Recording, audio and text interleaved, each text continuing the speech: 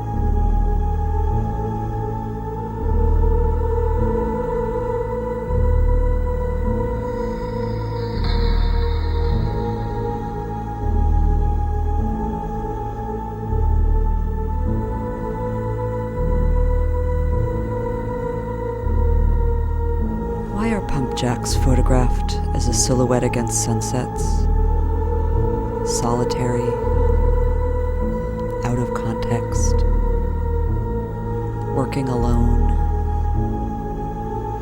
rugged individualism, a content and consistent worker, the day shift and the night shift.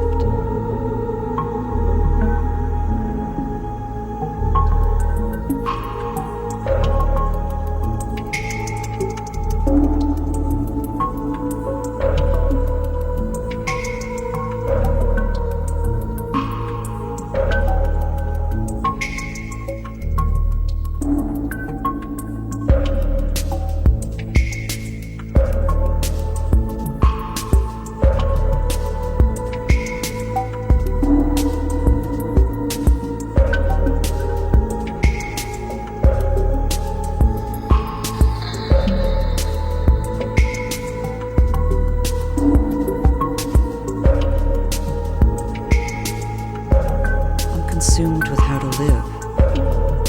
I'm consumed with the question of how to live with our inheritances. Slow violence, kinship of the infertile, against reproductive futurism.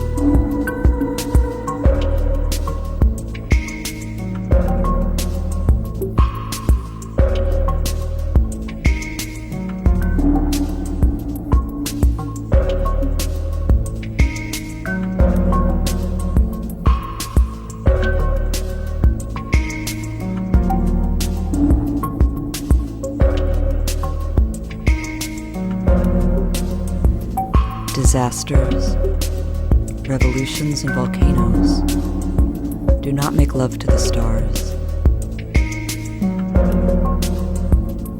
The erotic revolutionary and volcanic deflagrations antagonize the heavens. And in the case of violent love, they take place beyond the constraints of fecundity.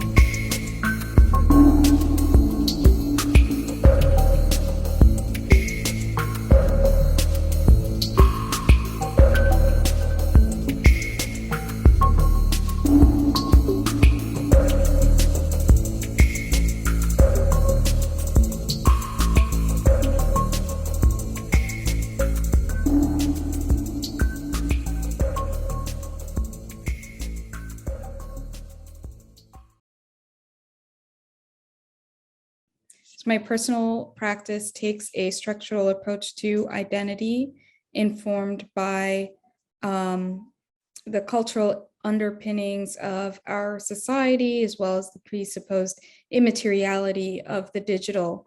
For a long time, my work has contended chiefly with this idea of the image and how image making has changed after the internet, how this mode of pure circulation has affected us as image viewers and subjects, and how the internet sort of constantly segments and tracks our experiences. I have wanted to closely examine how technological objects, interfaces, and software engages us in this reciprocal fantasy of seamlessness, of entering into this pure light or immaterial space that the object is meant to suggest. And I'm continually coming back to that in my practice. In this video, which I've already grown a little bit of a strange sort of distance from, I really wanted to think through how we're trained to desire, emote, and express ourselves across networked space.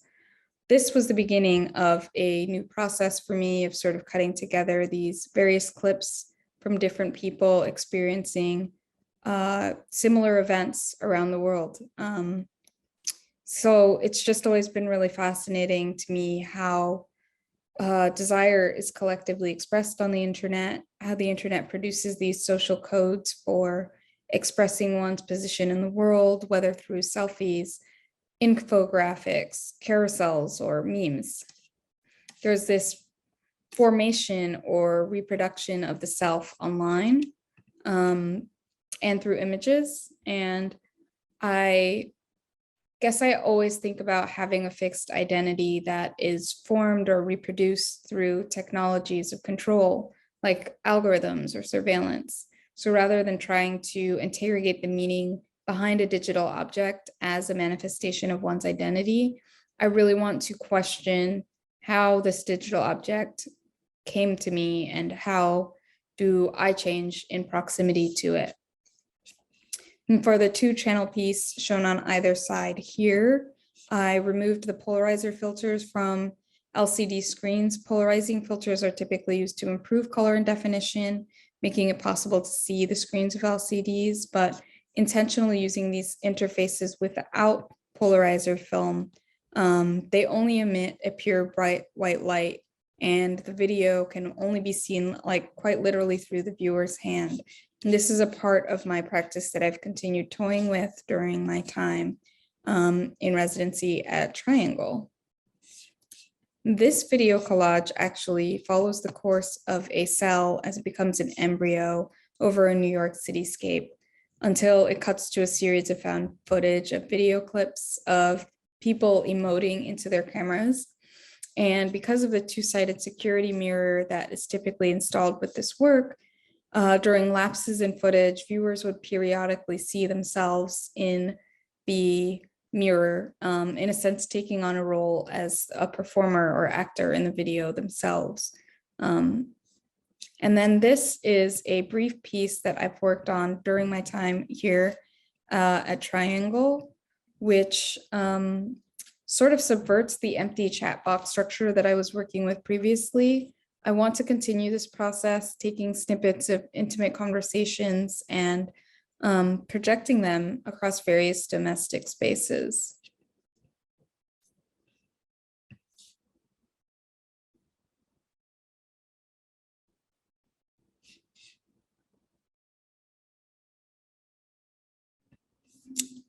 And then the last piece, which is very much still in progress here, that I've been working on is a tablescape. And essentially what I've done here is take a sheet of plexiglass, cut it loosely into the shape of a cloud for iCloud, and coated it in a rear projection film.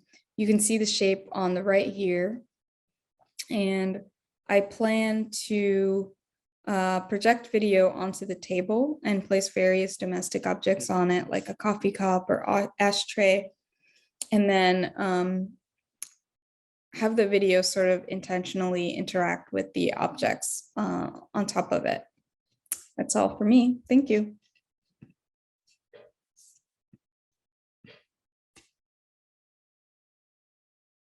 Hello.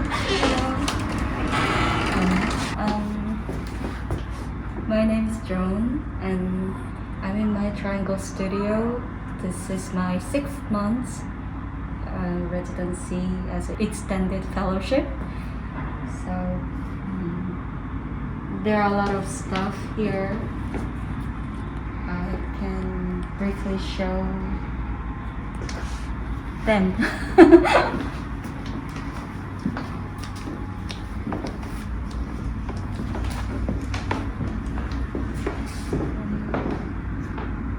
So I'm working on multiple projects. Hopefully I can finish before I leave this beautiful studio with sunlight. I'm making a series of paintings.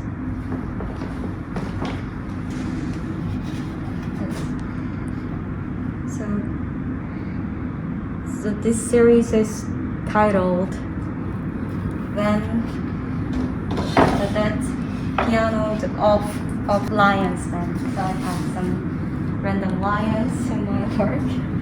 And a lot of pianos I actually just drew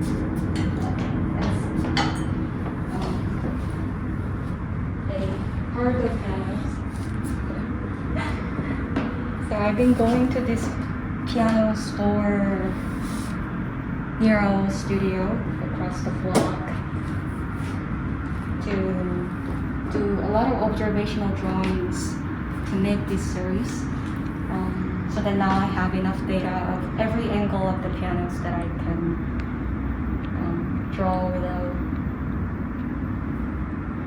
look at the photographic references, because I have enough data that I can recreate them three-dimensionally, because I not only draw things on transparent materials, but I also draw things transparently as if everything is see-through.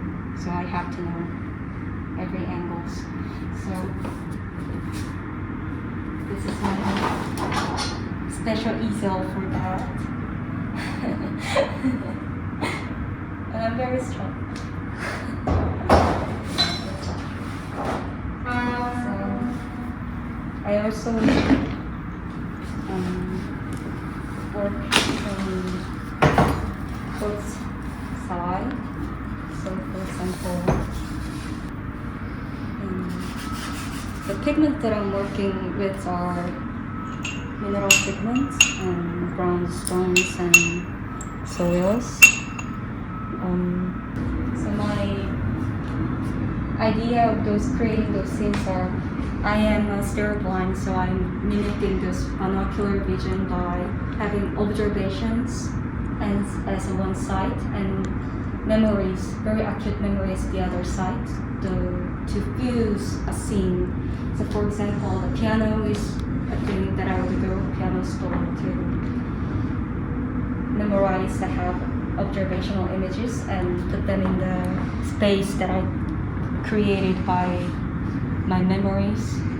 And I'm doing another thing with another help of community. I was doing these drawings and I really needed to see this camellia tree, and the local florist also found me. She says it's a miracle, so that I can have my observational images from actually looking at the thing and putting them in a space. So this will actually go into here. The silk is sized so they have very much tension. This is where it's not sized.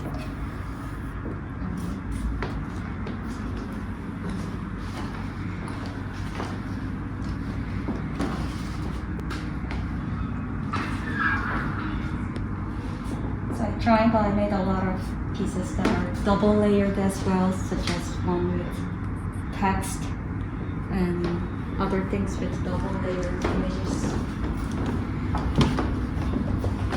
So I would have 2 paintings in one, so that I will have text or other kind of drawings on top of it, and they will make a kind of 3-dimensional images, which I supposedly not see. These are my books. Sadly, in Triangle Studio, I couldn't do audiobook recording due to the COVID protocol. But these are my book. I am currently recording audiobook versions of it. I think that's about it.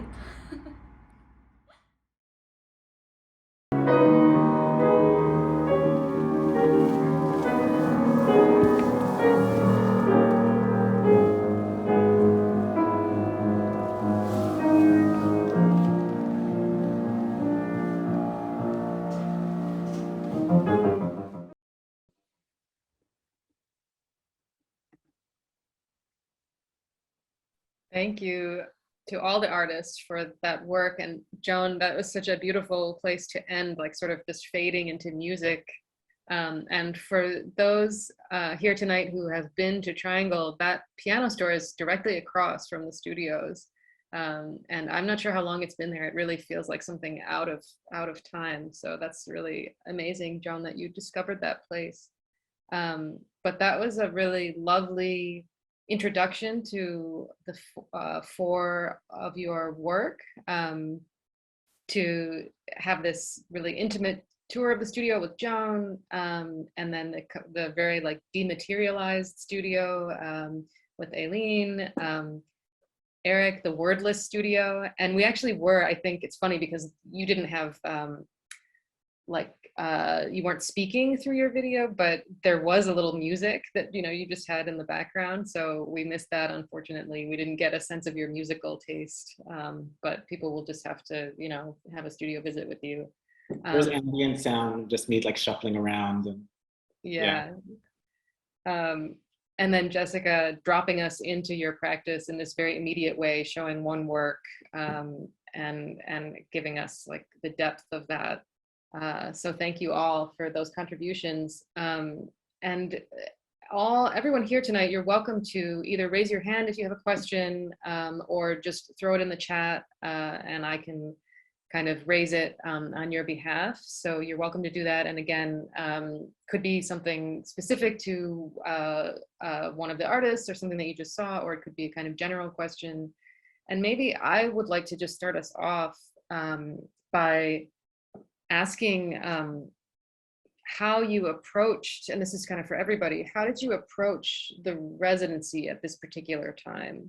I don't want to ask, what is your work like during COVID, because I know like I've talked to so many artists who are like, just that's such an impossible question and it's so hard to answer and people keep asking that of artists. So I don't want to put that on you, but I am wondering, residency is a very specific period of time. You're here for a number of months and it's kind of circumscribed. So I'm curious how you, walking into the space on the first day, sort of what were you thinking about, or how were you thinking about using this time in terms of your practice? And this is for everybody, so feel free to jump in.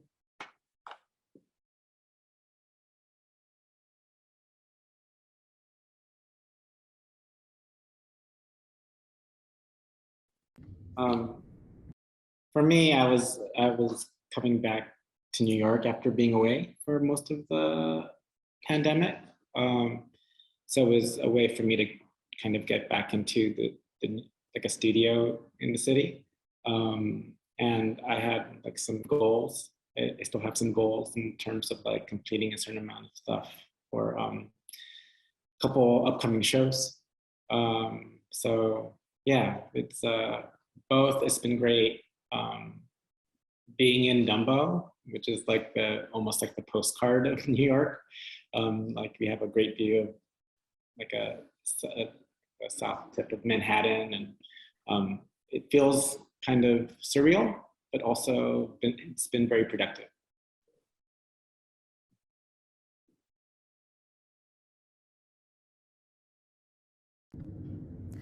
I would say, for me, it's nice to be back. I was a resident at Triangle in 2013 or 14 in this exact same studio. So it's a really,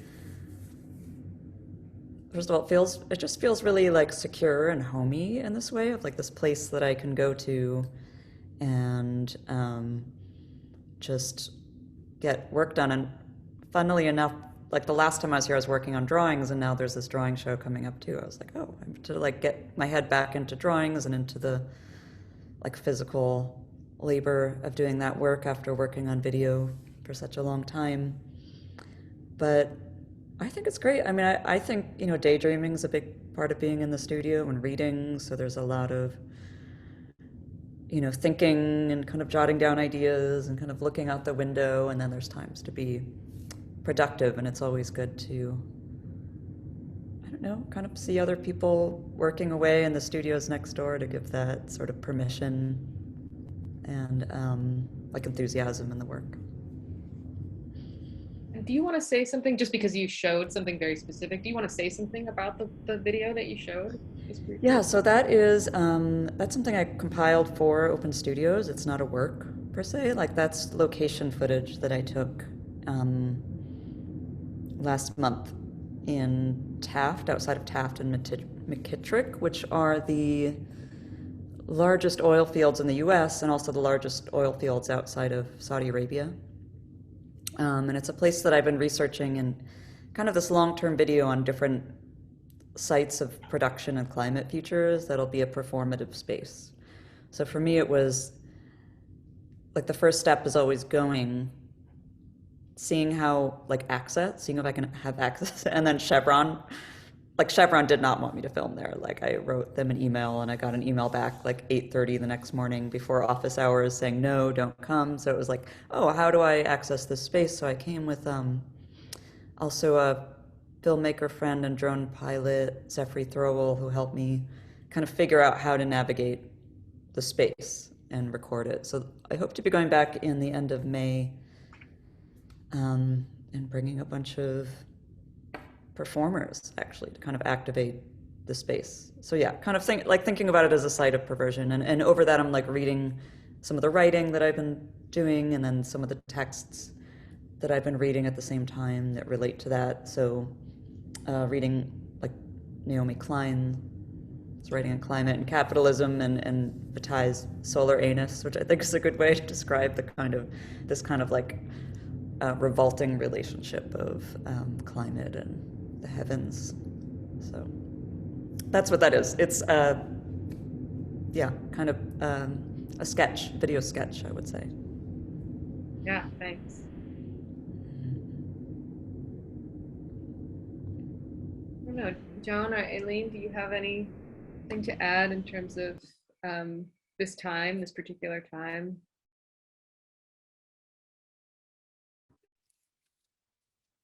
I guess I've been here the longest among all these the current residents. This is my last week of 6 months residency.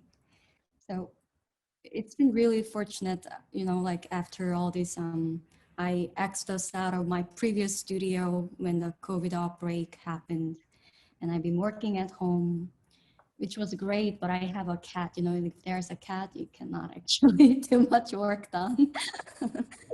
But just coming to studio in the very early morning, and this studio in particular is really sun-drenched, which I never had this kind of studio. So I think it really informed my new body of work.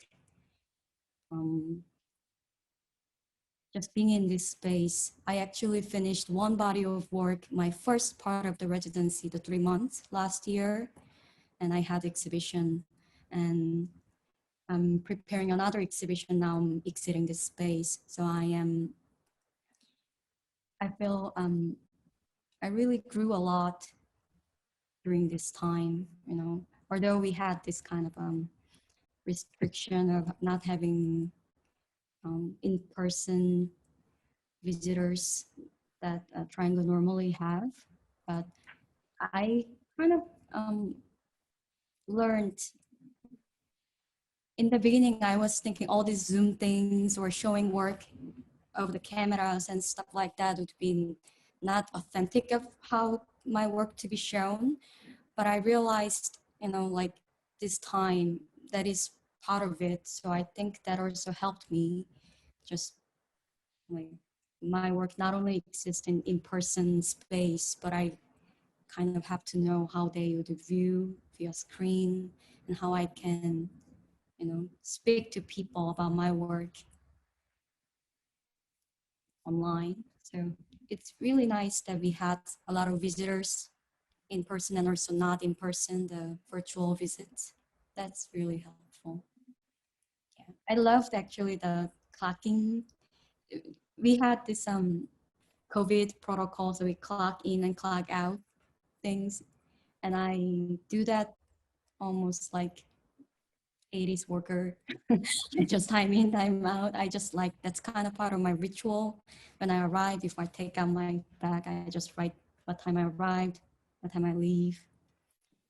Yeah, that was actually a question I wanted to ask everybody, is to talk a bit about the sort of physical reality of the studio. I mean, you all work in such different ways. I mean, can you talk about what you do when you arrive, and what do you bring with you? Do you have things that you sort of look at as you work? It just would be interesting to hear from everybody about that.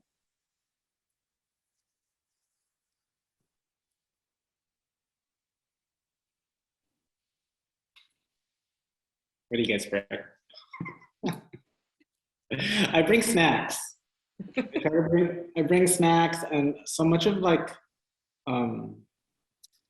my drawing practice sort of comes from like listening to music, and like kind of when actually like doing the work, it's like kind of just working and like snacking, and kind of like I do a lot of like like thinking, I guess. I do a lot of like my writing and reading ahead of time. Sometimes I'll stop and take a break in the studio, but a lot of times I'm kind of just like working things out visually after I've already kind of come up with some ideas. Yeah. You guys? I come in the morning, so um, that's, Go ahead. yeah, that's kind of special time in Dumbo because it's so loud in the morning. It's not, there's no serenity of the morning. Actually, in the morning, you're like there's like bangings outside and like whole street is always in constructions. And I try to like hypnotize myself. Okay, that is the sound of fixing myself. Let's go. And I work in the morning and I will have break in the early afternoon. I will go run and stuff like that. You're And then imagining yourself as a construction worker I'm fitting in Dumbo. fixing a lot of stuff. There's a lot to demolish and a lot to rebuild. Try to like think instead of. In the beginning, I think I was trying to avoid. I was having like, like earplugs and headphones and stuff like that. But now I'm immersed. And Joan, so talk about visiting the piano store. Tell us about that place and the drawings. It was a little hard to hear your video at the end, so if you want to just share a little bit more about that project, I think people would be interested. I don't know what happened with the sound. It was a beautiful sound. Actually, the person whom I befriended, I think, who works there is actually a young pianist. And I am really painfully shy, like introvert, but to do that, I just like went there and say hello. And I tell them like, I'm almost invisible. Like just like I will sit in the corner and they would just let me just stay there. And I think that was one of the most beautiful time I had. Um, I went there because I really needed it for my this project. And I found my childhood pianos there, very similar model, not exactly the same. Just having to see that in person really helped my project in another level because the things that I was recalling from my memory and seeing them in different scale in person and having the moment of, I don't know, the kind of reality because there was sound and I was there and there's person and there's children's and all these very complex like elements. That was kind of building elements for the essay that I was writing and drawing because I'm thinking of making work as writing an essay. So.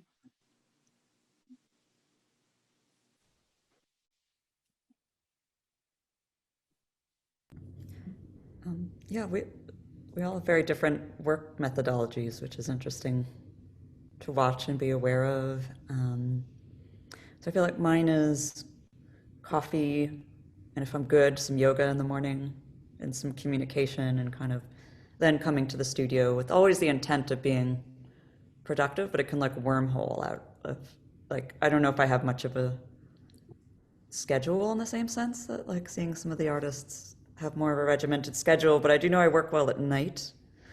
And so there's always this moment at like 10 p.m. It's like, oh no, all the food is closed in Dumbo. It's like forgetting to eat.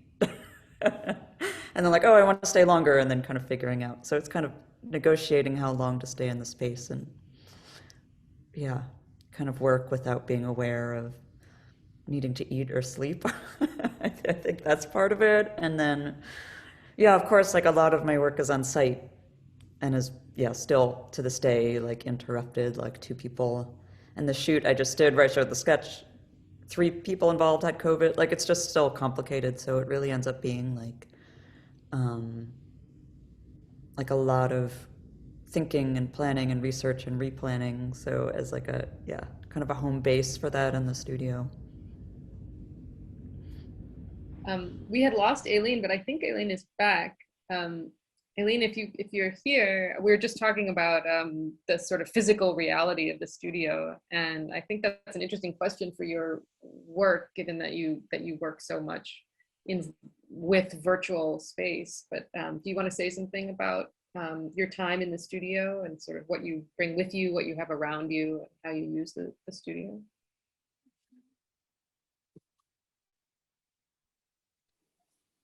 I'm sorry, could you repeat the question? I'm having some audio issues. Oh, I'm sorry. Yeah, I noticed you sort of dipped out and then was glad to see that you're back.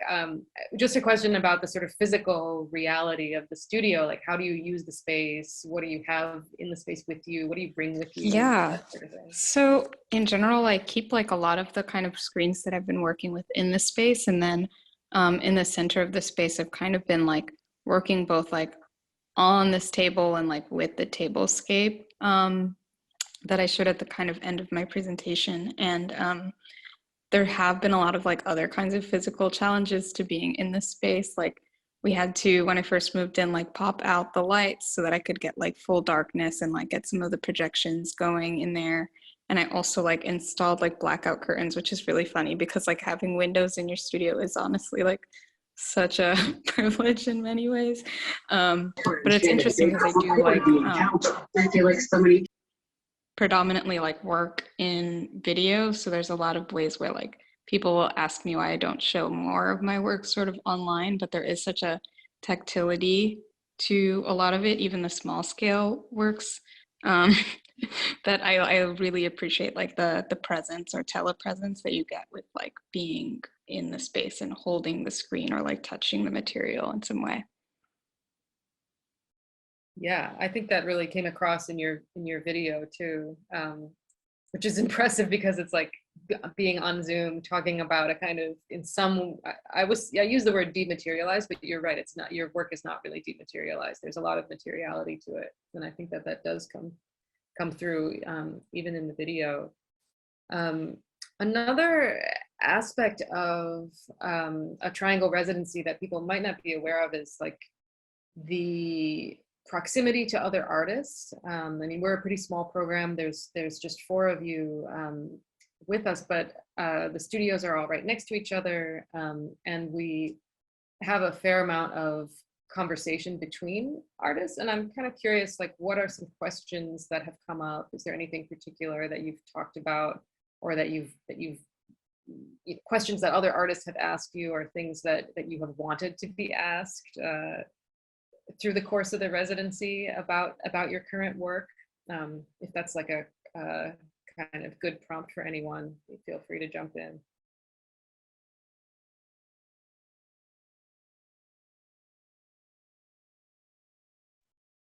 I feel like the conversations surround like, where can we get food, what's open, but in terms of like practice and stuff, is that sort of what we're I mean, we can also do restaurant recommendations, but yeah, I'm just thinking about like the studio visits that you have with the other artists in residence, and what sort of comes up through that. It's been really helpful. I feel like a lot of practical sort of advice has come up, especially with the visits. It's been really good. The people have been coming in and really well curated and kind of really great to have.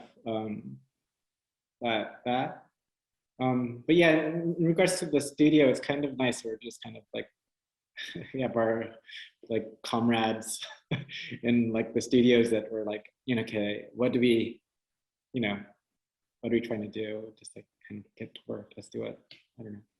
But finding food, and like, it's weird because it's like a kind of, Dumbo is such a strange part of New York City. And I feel like that's what you're always trying to find out, where's the place to eat in New York, and like, how do you get to a place? And I feel like that's still the conversation, even in the studio sense here. Like, where do we go?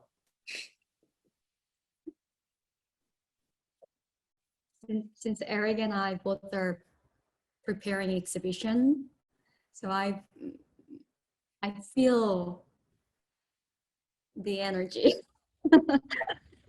So we are getting those kind of like anxiety or also the anxious energy of like an upcoming exhibition. We're both working on shows that are coming up. Yeah. Yeah, so that helps because I don't have a sense of time. It's kind of like almost like a medical condition. I cannot calculate time. And just seeing other artists, my neighbors, getting somewhere together, that helps me.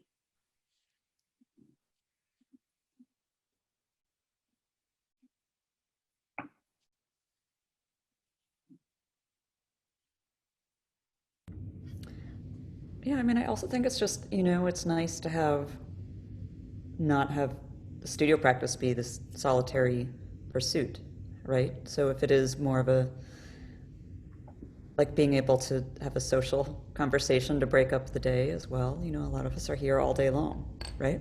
So it is a sense of having like,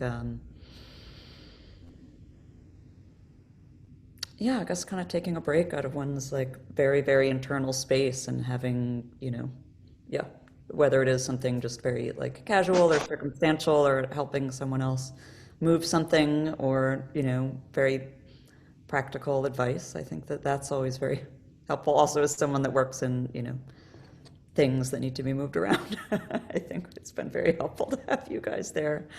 And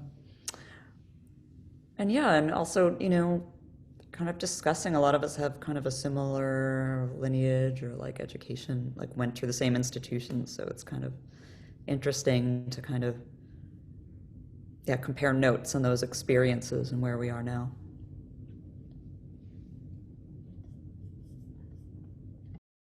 I want to make sure to open it up for questions. If people have them, feel free to post in the chat.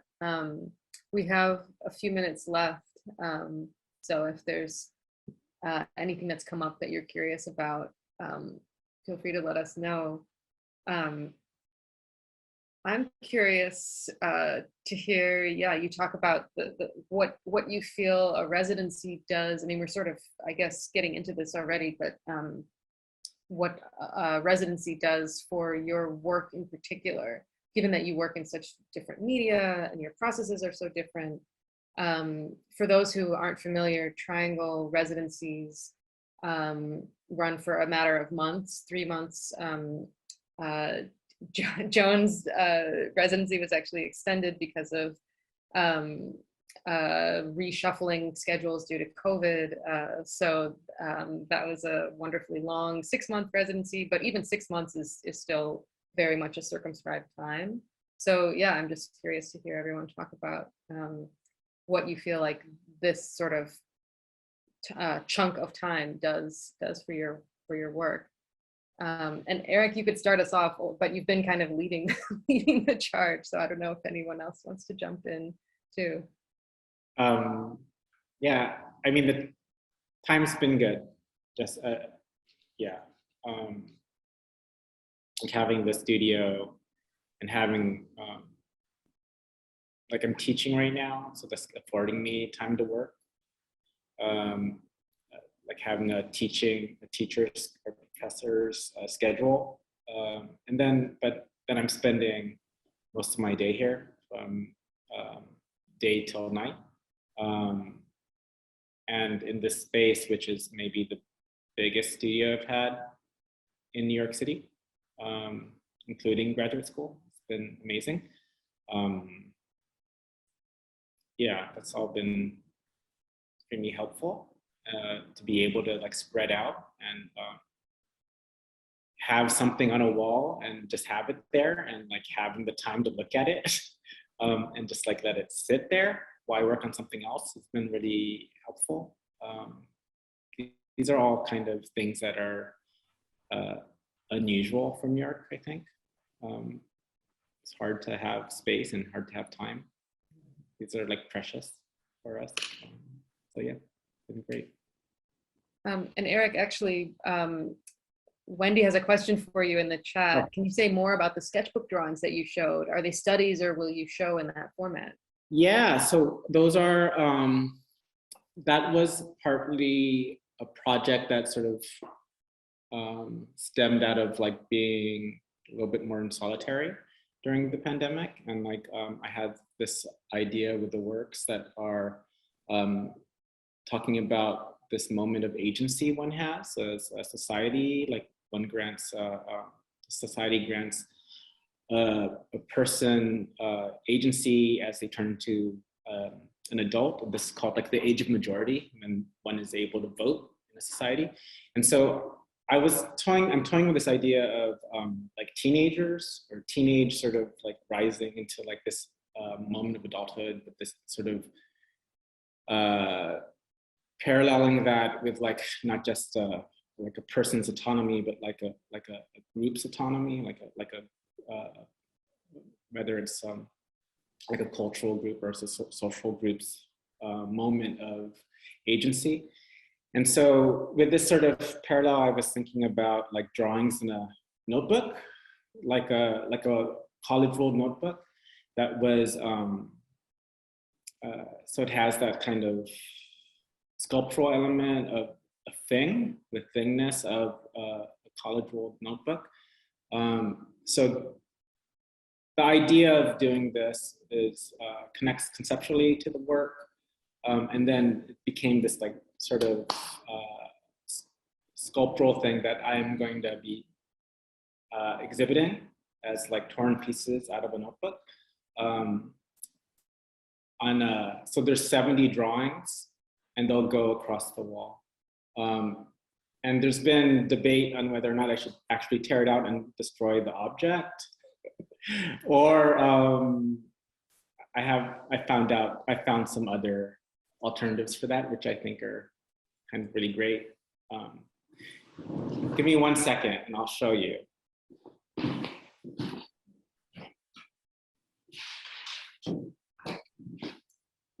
So the drawing that I showed you the drawings were in a notebook, but then this is a risograph print on an actual torn out piece of paper from a college roll paper. So it looks like the thing, and then it would be exhibited directly on the wall, like so it's like thingness would be attached to it. But yeah, so I'm trying to think of alternatives, but so far I think this might be the best one. It sort of retains its sort of like ballpoint pen, like kind of shitty drawing element, and then now it has this sort of sculptural element of itself. So I think I figured it out. This, that's what it is. Yeah. And Jess, Wendy actually has a question for you too. I don't know if you can see it in the chat, but can you say anything more about the other locations that you've been visiting for your shoot and what you are planning with respect to the performers for future shoots? And thanks, Eric. That was really great to see some of those drawings again. Yeah. And I also wanted to address what you asked Nova too about like what the residency can do. And one is, of course, this unaffordable city, we get space to work in, which also gives us time. So I'm echoing Eric's thoughts, but also just all these really good conversations that you're bringing in with other writers and curators and these weekly visits that we've been getting that, also help kind of talk through works in progress and get feedback from different positions on what we're working with. And that's been super helpful, right? And almost like a weekly basis to kind of, keep up that, like the regimen of working. And then, in regards to Wendy, thanks for asking. I think we've actually talked about this in a studio visit. So there's kind of 4 locations I'm looking at right now. And the first was kind of wildfire documentation that I'd been doing on the West Coast throughout the pandemic, which was kind of getting into the black of a wildfire and filming there. So thinking about all these kind of nature culture sites, right? So one being these kind of like the increasing wildfires on the West Coast, the other being this kind of like oil obsession that we have. Another would be, there's actually, I'm trying to plan this trip to film in these Soviet era sanatoriums, which is the only place I can find in a particular region, the former like USSR, where oil is super plentiful and it's also seen as this like healing agent. So there are sanatoriums where you can go and you can bathe in oil as like a curative, but it also looks amazing and kind of luscious, and sort of all these sites. Oh yeah, and then the next also would be these kind of like women-owned, lesbian-owned lands on the west coast of Oregon, right? That were kind of taken over as like a stewardship. So there's all these kind of ways that I'm thinking about these landscapes as landscapes of desire, right? And kind of thinking about a love story kind of passing through these locations. In one sense, like with the oil, it could be a place of desire and like even perversion, if you think about it, or like addiction, right? And then thinking about this other kind of more romantic idea of of like authentic nature being disturbed through current climate and wildfires. But it's all going to be like this kind of erotic love story that I want to place in these 4 locations. And yeah, I mean, I'm also thinking about the Ukraine today too, and really thinking about friends there and hoping they're okay. And, you know, of course, that building into one of the sites that I was near where I was planning to visit. So again, it's all sort of up to when it's sort of when I can go.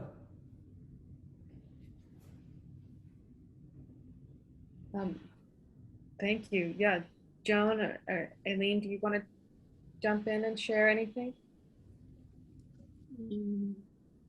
Yeah, where am I? Okay, there. For this residency, I think it was really pivotal point that I was participating in. I was really thankful for Triangle to be able to accommodate me with my like visa situation as an international artist. But what I felt like special about it was other kind of residence that you go to elsewhere, like some exotic place or other cities or remote place. And those were beautiful experiences as well. Like I've been in some really remote place in Lithuania or like Fisher's Island. But this residency for me was really important because it was first time that I have a studio residency that I'm commuting in Brooklyn. And so in a way that actually helped me build the studio rituals, you know, like studio practice, actual disciplines. So as a young artist, this is, I think, really rare opportunity. You have this visiting critics that you meet, and you have studio neighbors, and this whole building has a lot of artists that you can actually find other like community as well. So it has been really, as Nova said in the introduction, like life-changing experience of having studio in the city. Yeah, thank you, Joan. Eileen, there's actually a question for you in the chat. I don't know if you can see it. Could you talk a little more about the projections in domestic settings that you do? And I wanted to ask you about that too, so I'm glad that this reminded us. Definitely. So the one that I shared is really, it's still such a part of like a nascent series, and I'm trying to find different areas or even like friends' homes or studios where they'll kind of like let me project and shoot. But I've been writing some scripts for different like conversations that, or would be conversations that feel, you know, hopefully believable, or intimate, or like just like these snippets of things that someone might really be in the middle of saying, and they're really just glimpses. I don't want to like create too much of that context because I want to leave a lot of the relationship up to the viewer to fill in their own minds. But I think that one thing that I'm realizing as I'm like doing a little bit of this location scouting even is that like the environment itself really comes so loaded with interpretation and meaning depending on where the conversation is projected. So that's been really fun to start to explore. Yeah, thank you for sharing Thank that. you. Thanks for the question. Yeah. We are running out of time, but I want to very much thank our artists for presenting this work, for sharing this conversation with us. Thank you all for joining us. And we are recording the event, and we'll send out that recording. So if you missed part of it or you came in a little late, you're welcome to see it there. Could you drop your website or a way to get in touch with you that you prefer? It's an Instagram or whatever is the best way to sort of see more of your work if people are interested in doing that.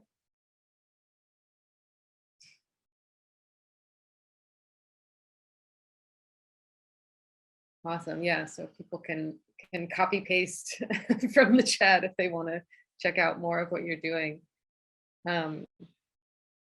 But thank you so much to everyone who joined us tonight.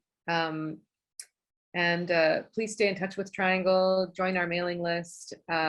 We hold open studios every residency season, and we are hopefully going to come back to hosting in-person events. It's a little funny with open studios because it's just hard to know. The studio spaces, actually the spaces are a good size, but when you get multiple people in there, it starts to feel a little too cozy for COVID at certain points. So we're really hoping to come back to doing more events in person soon in our Brooklyn space, and we're also opening on Governor's Island later in the spring.